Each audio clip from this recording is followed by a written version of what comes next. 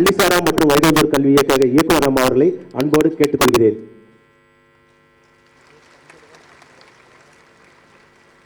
மதிப்பிற்கும் மரியாதைக்குரிய பள்ளி கல்வித்துறை அரசு கூடுதல் தலைமைச் செயலாளர் ஐயா அவர்களுக்கு புத்தகம் வழங்கி சிறப்பிக்க பள்ளிசாரா மற்றும் வயதுள்ளோர் கல்வி இயக்க இயக்குனர் அம்மா அவர்களை அன்போடு கேட்டுக்கொள்கிறேன்.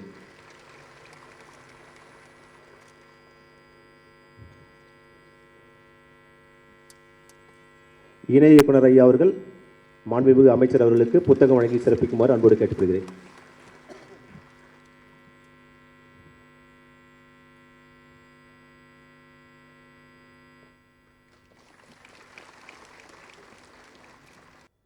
பள்ளிசாரா மற்றும் வயது வந்தோர் கல்வி இயக்ககம் சார்ந்து மாநில எழுத்தறிவு விருது வழங்கும் விழா.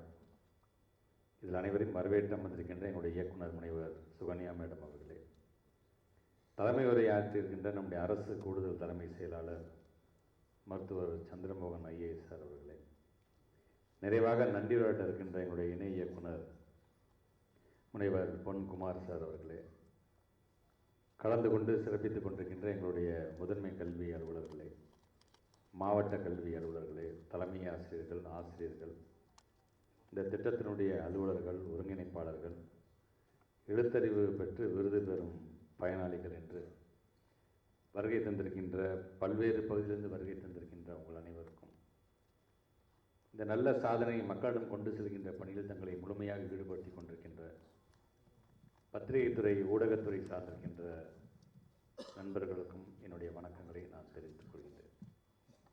அண்ணா நூற்றாண்டு உலகம் என்கின்ற இந்த அரங்கம், இந்த மேடை என்பது ஒரு பள்ளிக்கல்வித்துறை அமைச்சராக பல நிகழ்ச்சியில் பல ஆளுமைகளோடு பல தலைவர்களோடு இந்த மேடையை பகிர்ந்து கொண்டு நானும் கலந்து கொண்ட நினைவுகள்லாம் இருக்கிறது என்று சொன்னாலும் இன்றைக்கு அதற்கு நிகரான ஒரு முக்கியமான ஒரு மேடையாக இந்த மேடையை நான் பார்க்கின்றேன். காரணம், எதிரே அமர்ந்திருக்கின்ற நீங்கள் ஒவ்வொருவரும் தமிழ்நாட்டினுடைய பெருமையை இன்றைக்கு பறைசாற்றுகின்ற விதமாக உங்களுடைய பணியில் உங்களை முழுமையாக ஈடுபடுத்தி கொண்டதின் காரணமாக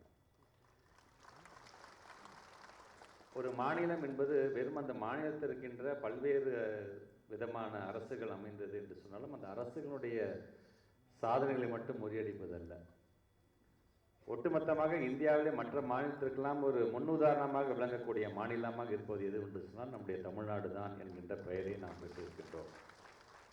பல்வேறு துறை சார்ந்து நாம் அந்த சாதனையை நாம் எட்டியிருக்கிறோம் என்று சொல்லும் பொழுது, குறிப்பாக இந்த எழுத்தறிவு இது சார்ந்து நான் 2022ஆம் ஆண்டு திருச்சி மாவட்டத்தில் இதை தொடங்கி வைக்கும் பொழுது அங்கே ஒரு கிராமத்திற்கு நேரடியாக சென்று அங்கே இருக்கின்ற பெரியவர்களோடு 15 வயதை கடந்திருக்கின்ற பெரியவர்கள், மூத்தவர்கள், முதியவர்கள் என்று அவர்களோடு அமர்ந்து நான் உரையாற்றிய பொழுது, வயசான காலத்தில் நாங்கள் படிச்சுட்டு நாங்கள் என்னப்பா செய்ய போகிறோம், நாங்கள் எங்களுக்கு எதுக்குப்பா இதெல்லாம் அப்படின்னு ஒருத்தவங்க ஒரு பாட்டி கேட்டாங்க. அந்த பாட்டிகிட்ட சொன்னேன், பாட்டி இன்னைக்கு நீங்கள் இப்படி சொல்லி நாளைக்கு உங்கள் பிள்ளையோ உங்கள் பேர பிள்ளையோ உங்கள் மேலே இருக்க சொத்தை தான் பேரை எழுதிக்கிட்டா அது என்ன தான் நீ கையெழுத்து போடுற இல்லை கை நாட்டு வைக்கிறது தெரியுமா? ஸோ இதை நீங்கள் அறிந்து கொள்ள வேண்டும். ஒரு நாட்டு நடப்பை நாம் அறிந்து கொள்ள வேண்டும் என்று சொன்னால் தினசரி பத்திரிகையில் வருகின்ற செய்திகள், அந்த செய்திகள் சார்ந்து நம்முடைய நாட்டு நிலைமை மட்டுமல்ல ஒட்டுமொத்தமாக உலகத்தில் இருக்கக்கூடிய நிகழ்வுகளையும் தெரிந்து கொள்ள வேண்டும். இதெல்லாம் ஒரு பக்கம் இருக்க வேண்டும் என்று அவங்கள்ட்ட நான் எடுத்து சொன்னேன். சொல்லிவிட்டு அந்த பாட்டியை கையை பிடிச்சி, அந்த பாட்டி பேர் அஞ்சலை, இஞ்சலைன்னு நானே அந்த கையை பிடிச்சி அதை எழுதி கொடுத்து, இன்றைக்கு தொடர்ந்து இங்கே காணொலியில் கூட பார்த்தோம்னா ஆஸ்பிரண்ட் டிஸ்ட்ரிக்டாக இருக்கக்கூடிய அது விருதுநகராக இருந்தாலும் ராமநாதபுரமாக இருந்தாலும் இங்கெல்லாம் நேரடியாக சென்று இந்த பள்ளி சாரா இருக்கக்கூடிய தன்னார்வலர்களோடு கலந்து பேசி அவர்களை ஊக்கப்படுத்துகின்ற விதமாக ஈரோடு போன்ற பல்வேறு மாவட்டங்களில் இந்த நிகழ்ச்சியை நான் கலந்து கொண்டிருக்கின்றேன். ஏறத்தாழ 234 தொகுதிகளுக்கு நான் நேரடியாக சென்று நான் என்னுடைய ஆய்வு பணியை நான் செய்திருக்கேன் என்று சொல்லும்போது அதில் 77 வகையான பொருண்மைகளில் நான் அந்த ஆய்வுகளை செய்திருக்கேன் என்று சொல்லும்போது ஒரு தொகுதியில் நான் ஆய்வு செய்தது என்று சொன்னால் இது பள்ளி சாரா இருக்கக்கூடிய இந்த நிகழ்வை தான் நான் ஆய்வு செய்தேன். அங்கே ஒரு மரத்து அடியில் ஒரு கோயிலில் ஒரு மண்டபத்தில் உட்கார்ந்து ஒரு ஒதுக்குப்புறமாக இருக்கக்கூடிய இந்த கோயிலில் அங்கே இருக்கக்கூடிய ஒரு இளைய சமுதாயத்தை சார்ந்திருக்கின்ற ஒரு மாணவி, அங்கே இருக்கின்ற பாட்டிங்களுக்கெல்லாம் பெரியவங்களுக்கெல்லாம் பாடம் சொல்லி கொடுத்துருக்கும்போது நான் யார்கிட்டையும் சொல்லாமல் திடீர்னு ஒரு சர்ப்ரைஸ் விசிட்டாக தான் நான் போனேன். ஸோ அங்கே பார்க்கும்போது அவ்வளோ ஒரு மகிழ்ச்சியாக இருந்தது. அந்த பெண்ணையும் நான் பாராட்டி விட்டு, இது நீங்கள் செய்கிறது சமுதாயத்திலிருந்து நீங்கள் என்ன கற்றுக்கொண்டிருக்கிறீர்களோ அது மீண்டும் இந்த சமுதாயத்திற்கு ஏதோ ஒரு விதத்தில் நான் அந்த கடமையை நான் மாற்றிட வேண்டும் என்று செய்கிறீங்கன்னு சொல்லி அந்த பெண்ணை நான் பாராட்டி விட்டு வந்தேன்.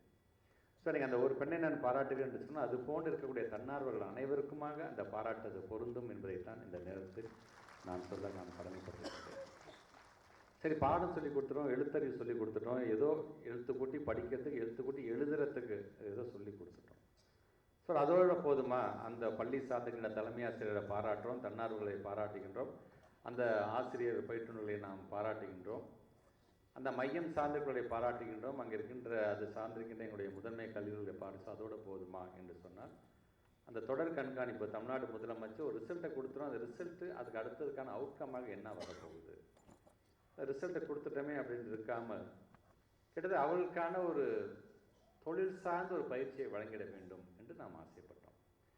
ஆனால் தான் கிட்டத்தட்ட இங்கே நம்முடைய அரசு கூடுதல் முதன்மை செயலாளர் அவர்கள் சொன்னது போல் அது சார்ந்து கிட்டத்தட்ட ஒரு 703 மையங்கள் இருக்கக்கூடிய ஏறத்தாழ ஒரு 10,108 பேருக்கு அதுக்கான பயிற்சியை வழங்கி, அந்த பயிற்சியில் கிட்டத்தட்ட ஒரு 9 மண்டலத்தில் இது மாதிரியான நிகழ்வுகள் கொண்டாடப்பட்ட போது அங்கெல்லாம் என்ன காட்சியகப்படுத்தப்பட்டதோ அதெல்லாம் நாங்கள் வரும்பொழுதும் நான் நம்முடைய செக்ரட்டரி சார் ஒவ்வொன்றா நாங்கள் பார்த்துட்டே தான் வந்தோம். நாங்கள் அதில் அவங்களுடைய அந்த கைவினை பொருட்களாக இருந்தாலும் சரி, ஒரு கூடை பின்னுவதாக இருந்தாலும் சரி, அல்லது சணல் பைகளை நெய்வதாக இருந்தாலும் சரி, இப்படி எல்லா விதத்திலும் ஒரு வாசனை திரவியங்கள், சிறுதானிய உணவுகள். இப்போ வரும்போது கூட நிறைய பேர் இதை சாப்பிட்டு பாருங்க, அதை சாப்பிட்டு பாருங்கன்னு சொல்லி என் மதிய உணவே நான் முடிச்சிட்டேன் அப்படி தான் நான் சொல்ல முடியும். அந்த அளவுக்கு எல்லாரும் ஒரு இது நீங்கள் காட்சி வரும், அது சந்தோஷமாக. ஏன்னா அவங்க பேசும்போது கூட தன்னம்பிக்கை யாருக்கு வரும்னா 2 பேருக்கு தான் வரும். ஒன்று, கல்வி அறிவு பெற்றவனுக்கும் ஸ்போர்ட்ஸ் மேனுக்கு மட்டும்தான் பார்த்தீங்கன்னா பேசும்போது ஒரு தன்னம்பிக்கை தெரியும் நமக்கு பார்க்கும் பொழுது. ஸோ அப்படிப்பட்ட அந்த கல்வி அறிவை பெற்றிருக்கணும். அதே விளிம்பு நிலையில் இருக்கக்கூடிய ஒரு தம்பதியர்கள் இங்கிருந்து தான் பிள்ளைய இடுப்பில் வச்சுக்கிட்டு அவங்க செஞ்சு காமிச்சதை எங்கள்கிட்ட அவங்க காட்சிப்பட்டு அவங்கள்ட்ட கேட்டது ஒன்று தான், இதெல்லாம் செய்கிறீங்களே, முதல்ல எழுத கற்றுக்கிட்டீங்களா? அவங்க சார் அதுவும் நான் பாடத்தை கற்றுக்கிட்டேன் சார் என்று சொல்லும்போது உள்ளபடி அதுதான் நமக்கான ஒரு மிகப்பெரிய ஒரு வெற்றியாக அதை நாங்கள் பார்க்கின்றோம். ஸோ அப்படி இன்றைக்கி தமிழ்நாட்டுடைய முதலமைச்சர் ஒவ்வொன்றையும் பார்த்து பார்த்து செய்வதன் காரணமாக தான் இந்த இத்தனை ஆண்டுகளாக இந்த ஒரு ஆட்சி மாற்றம் ஏற்பட்ட பிறகு என்ன சொன்னாங்க பார்த்தீங்களா, ஏறத்தாழ ஒரு 15 லட்சம் பேருக்கு நம்ம இந்த கல்வி உரையை கொடுத்துரும். இந்த 2025-26 மட்டும் முதல் கட்டமாக 5 லட்சம், அதுக்கப்புறம் 9 லட்சம் சொச்சம் என்று ஏறத்தாழ இந்த ஒரு வருஷத்தில் 15 லட்சம், கிட்டத்தட்ட 30 லட்சம் பேருக்கான ஒரு பயிற்சியை கொடுத்து இன்றைக்கி நம்முடைய மாநிலம் எதை நோக்கி செல்கிறது என்று சொன்னால் 100% கல்வி அறிவு பெற்றிருக்கின்ற ஒரு மாநிலமாக அதை நோக்கி ஆல்மோஸ்ட் கிட்ட நம்ம நெருங்கிட்டோம். நம்ம அதை ஸோ இது வந்துட்டால் இப்போ இதுலேயும் பார்த்தீங்கன்னா ஒட்டுமொத்தமாக தமிழ்நாடு தான் மற்ற மாநிலத்துக்கெல்லாம் முன்னோடி மாநிலமாக இருக்க போகிறது. அதான் எல்லோருக்கும் எல்லாம் எல்லோருக்கும் எல்லாம் என்று சொல்லி திராவிட மாடல் அப்படின்னு நம்ம சொல்கிறோம். பார்த்திங்கன்னா அதற்கு காரணம் எல்லோருக்கும் எல்லாம் என்பது வெறும் பொருளை மட்டும் அல்லது வெறும் திட்டம் சார்ந்த இந்த பயனாளிகளை மட்டும் உருவாக்குவது அல்ல. இது போன்ற நம்மிடமிருந்து யாராலும் பறிக்க முடியாத சொத்து நம்ம சொல்கிறோம் பார்த்திங்கன்னா அந்த அறிவு, கல்வி அறிவு, அதையும் வழங்கக்கூடியதையும் நம்ம சாதனைப்படுத்தி கொண்டிருக்கின்றோம் என்று தான் நாம் சொல்ல வேண்டும். இதற்கு எங்களுக்கு உறுதுணையாக இருந்த அந்தந்த மாவட்டத்தை சார்ந்திருக்கின்ற எங்களுடைய சிஓஸ், அந்தந்த மையத்தை சார்ந்திருக்கின்ற அந்த மையத்தை நடத்தக்கூடிய நிர்வாகிகளாக இருந்தாலும் எங்களுடைய வாலண்டியர்ஸ், அதே மாதிரி அதை சார்ந்திருக்கின்ற தலைமை ஆசிரியர்கள், ஆசிரியர் பயிற்றுனர்கள், இவங்களுக்கெல்லாம் எவ்வளோ நன்றி சொன்னாலும் அது பத்தாது அப்படி தான் நான் சொல்கிறேன் நான். ஏன்னா அந்த அளவுக்கு ஒரு முழு ஈடுபாட்டோடு இன்றைக்கி செஞ்சதன் காரணமாகத்தான் இன்றைக்கி இத்தனை பேர் நம்ம ஒரு அறிவு சார்ந்த சமுதாயத்தை நம்ம படைக்க நம்ம ஆசைப்படுறோம் இல்லையா. ஒரு வாசிப்பு இயக்கம் நம்ம கொண்டு வரோம், நிறையா நூலகங்கள் நம்ம கட்டுறோம், நம்ம புத்தக கண்காட்சி சென்னையில் மட்டும் இருக்கக்கூடாது, தமிழ்நாடு முழுவதும் போகணும்னு நம்ம ஆசைப்படுறோம். சென்னை இன்டர்நேஷ்னல் புக் ஃபேருங்கிற விதத்தில் நீங்கள் சென்னை பன்னாட்டு புத்தக திருவிழா கிட்டத்தட்ட 102 நாட்கள் நாடுகள் நம்முடைய சென்னைக்கு தமிழ்நாட்டை நம்மளை பெருமைப்படுத்திட்டு அவங்க போகிறாங்க. நம்மளுடைய தமிழ் மொழியை உலகம் முழுவதும் கொண்டு போகிறோம், உலகத்தில் இருக்கின்ற மொழியில் தமிழுக்கு நம்ம கொண்டு வைக்கிறோம்.